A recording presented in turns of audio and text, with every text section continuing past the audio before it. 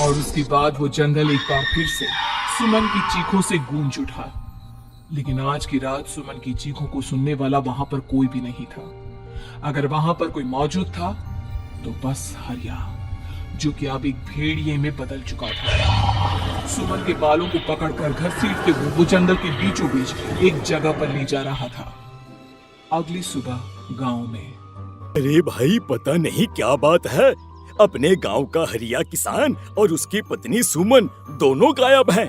दोनों का कोई अता पता नहीं। अरे कैसी बातें कर रहे हो भाई, ये कब हुआ है? अरे पूरे गांव में खबर फैली पड़ी है। कल रात को दोनों खेत की तरफ जा रहे थे, लेकिन लौटकर आए ही नहीं।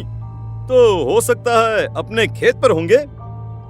पूरा गांव ढूंढ कर आया है भाई। जानते हो क्या मिला वहाँ पर? क्या हुआ भाई, क्या मिला? बताओ हमें, क्या मिला? अरे हरिया की पत्नी सुमन के कपड़े पड़े हुए थे। शरीर का एक एक कपड़ा फटा हुआ झोपड़ी के बाहर पड़ा था, लेकिन दोनों पति पत्नी का कोई पता ठिकाना नहीं था। अरे भाई, लेकिन उसका जो दोस्त है ना रामू किसान, उससे पता करके आते हैं ना। अब तक तो दोनों साथ ही खेत पर जाया करते थे। हाँ, हमें उसके घर जाना चाहिए भाई। चलो वहाँ चलते हैं, चलो। वो सारे लोग रामू के घर पर पहुँचते हैं। रामू अपने घर के बाहर बैठकर हुक्का पी रहा था। आज सारे के सारे लोग टोली बनाकर मेरे घर क्यों आ रहे हैं? क्या कोई मर गया क्या भाई? अरे कैसी बातें कर रहे हो? तुम्हारा सबसे अच्छा दोस्त हरिया और उसकी पत्नी गायब है, और तुम यहाँ बैठकर हुक्का पिए जा रहे हो हैं? रामू ने अजीब सी नजरों से उन सब गांव वालों की तरफ देखा, जिसकी वजह से वो लोग एक बार के लिए डर गए। गायब है? अरे गायब नहीं है, मुक्ति मिल गई है। उन दोनों को मुक्ति मिली है। इस दुनिया में आकर हर इंसान पाप करता है, और उसे उसके पापों के लिए मुक्ति मिलना बहुत जरूरी है। अरे ये कैसी बहकी बहकी बातें कर रहे हो भाई, हैं?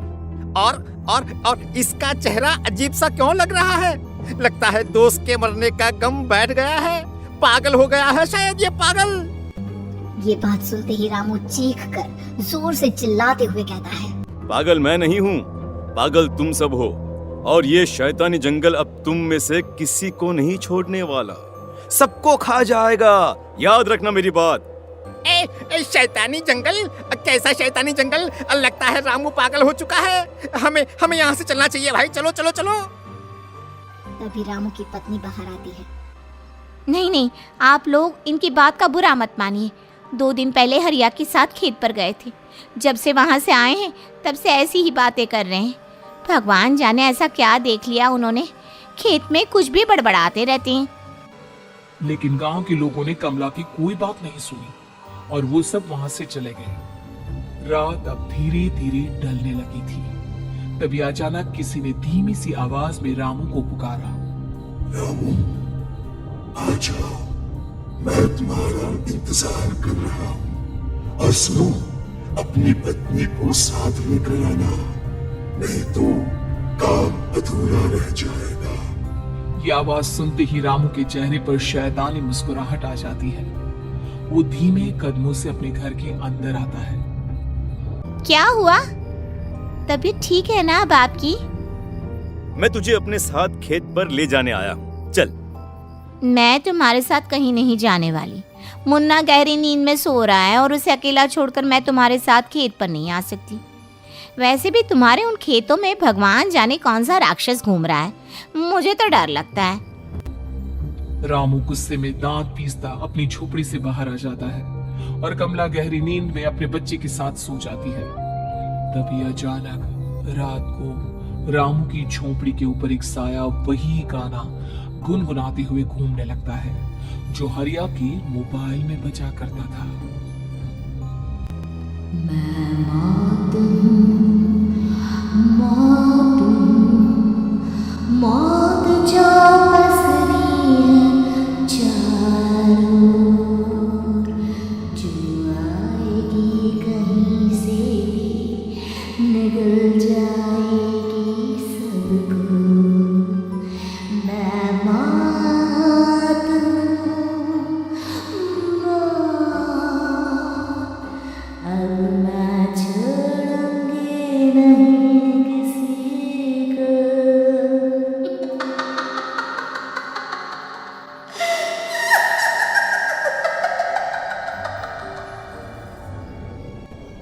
ये आवाज सुनकर रामू की पत्नी कमला की आंख खुलती है और वो देखती है कि उसका मुन्ना अपनी जगह से गायब था।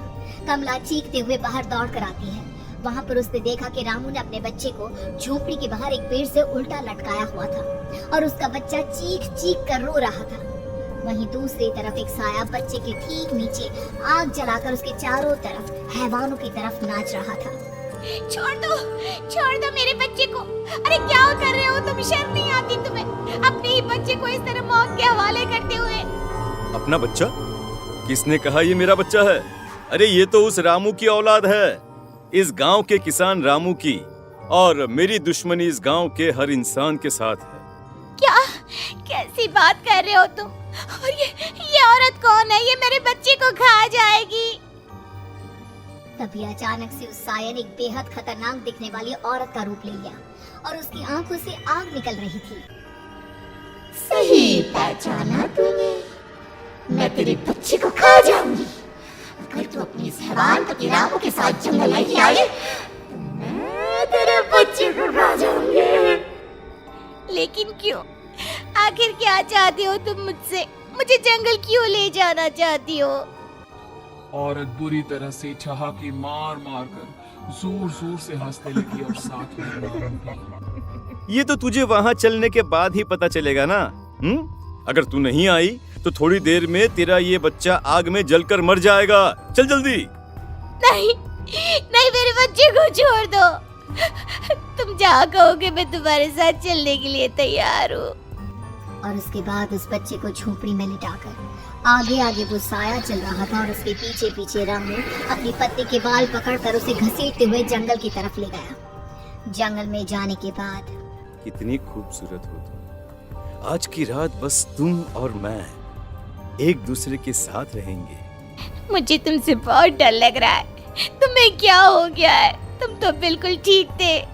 वो होगा जो हमारे बीच होना चाहिए। तो आओ अपने आप को मेरे हवाले कर दो। कमला ने डर की वजह से अपनी दोनों आंखें कसकर बंद कर ली थी। रामू ने बुरी तरह से चीख कर कमला से कहा, आंखें खोलो अपनी और मेरी तरफ देखो। कमला ने जैसे ही अपनी आंखें खोली उसने देखा कि रामू एक खतरनाक हैवान में बदल चुका था। कौन हो तुम? जाने दो मुझे। क्या चाहते हो मुझसे? वही जो एक आदमी एक औरत से चाहता है।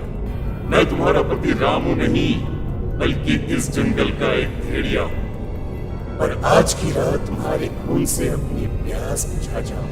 और उसके बाद वो जंगल कमला की दर्दनाक चीखों से गूंज उठा।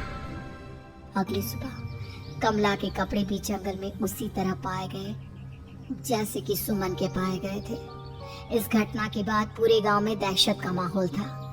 अपने माँ बाप की मौत और गांव में हो रहे इस तरह की घटनाओं की खबर सुनकर किशन शहर से गांव लौट आया था। अपने माँ बाप की बेदर्द मौत की वजह से वो बहुत परेशान था। तभी अचानक उसे अपने घर में खाट के नीचे पड़ा हुआ वो मोबाइल फोन मिला जो उसने अपने पापा हरिया को गिफ्ट किया था। अरे कितने प्यार से पापा के लिए मोबाइल फोन लेकर आया था। इसे एक दिन भी काम में नहीं ले पाए। और आखिर कौन है जो गांव में इस तरह की हत्याएं कर रहा है? क्या है इन सब के पीछे? क्या है? मुझे पता करना ही होगा, वरना एक दिन पूरा का पूरा गांव खाली हो जाएगा।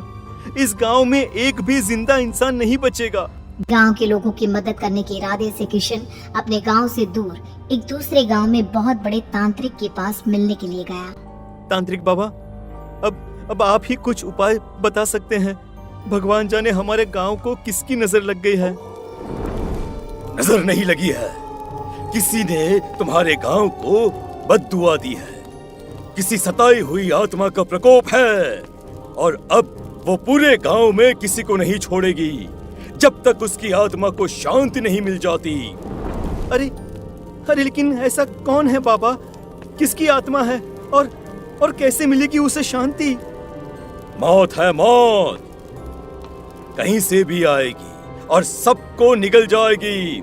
इससे बचने का सिर्फ एक ही उपाय है, लेकिन उस उपाय को करना आसान नहीं होगा। जो भी उस उपाय को करने की कोशिश करेगा उसकी जान जा सकती है।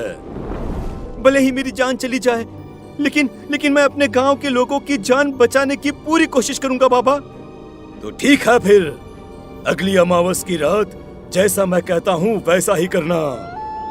अमावस की रात तांत्रिक के बताए अनुसार किशन अपने साथ केरोसिन लेकर जंगल की तरफ चल पड़ा। उसके हाथ में देवी के मंदिर का सिंदूर भी था। किशन जंगल के बीचों बीच पहुंचा। ये देखकर उसकी आंखें फटी की फटी रह गई। वहां एक उबलते पानी का तालाब था और कई लोगों की लाश लटक रही थी। किशन की माँ बाप की लाश भी वहीं थी।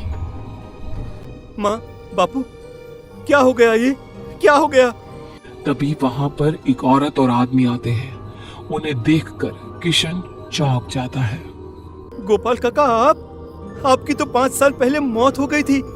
और निर्मला काकी, आप? हाँ, मौत तो हो गई थी, लेकिन तुम ये नहीं जानते कि हमारी मौत कैसे हुई थी। क्या कहना चाहते हैं आप? कुछ नहीं, बस ये जान लो कि अब इस गांव में कोई जिंदा नहीं बचेगा। लेकिन क्यों काकी? क्योंकि 5 साल पहले इन गांव वालों ने मुझे डायन बताकर पत्थर मार मार के मार डाला। मेरी कोई गलती नहीं थी। गांव का एक बच्चा क्या लापता हुआ, सारा इल्जाम मेरी पत्नी पे डाल दिया। और जब मैंने निर्मला की जान बचाने की कोशिश की तो मुझे भी मार डाला। आपके साथ ये बहुत गलत हुआ काकी, लेकिन आप जो कर रहे हैं वो भी सही नहीं है ना? तुम यहाँ से चले जाओ वरना तुम भी नहीं बचोगे। हमारी आत्मा पिछले 5 साल से मुक्ति के लिए भटक रही है। चले जाओ यहाँ से। मौका देखकर किशन सिंदूर उन दोनों के ऊपर डाल देता है। उनका शरीर जलने लगता है और वो भयानक तरीके से चिल्लाने लगते हैं। अगले ही पल किशन उनके ऊपर केरोसिन डाल देता है और वो दोनों जल जाते हैं।